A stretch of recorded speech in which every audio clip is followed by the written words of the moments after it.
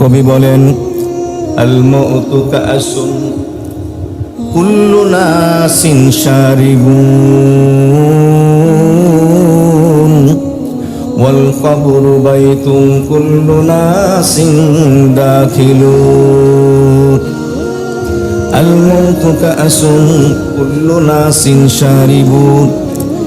মৃত্যু এমন এক পাত্রের নাম, যে পাত্র থেকে সকলকে একদিন পান করতে হবে।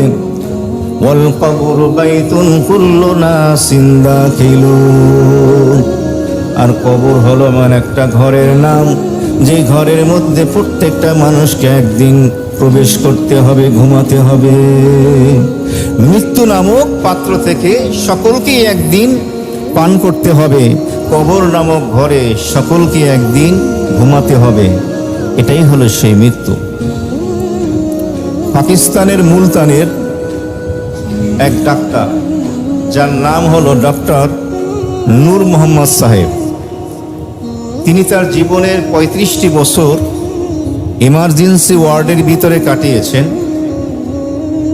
যেখানে মানুষ অসুস্থ হয়ে গেলে শেষ পর্যায়ে অবস্থান করে। তিনি মৃত্যু নিয়ে একটি বই লিখেছেন এবং সেখানে তিনি লিখেছেন যে ইমার্জেন্সি ওয়ার্ডের ভিতরে এই বিভাগে আমি যে আমার জীবনের মূল্যবান অভিজ্ঞতা সম্পন্ন 35টি বছর কাটিয়েছি, মৃত্যুসজ্জায় শায়িত ব্যক্তির পূর্ব মুহূর্তে আমি চেয়েছি তাকে কালেমা পড়াবো, কালেমার তালকিনও করেছি, কিন্তু 95% মুসলমান স্পষ্ট করে কালিমা পড়তে ব্যর্থ হয়েছে। কত আফসোস এবং পরিতাপের বিষয়।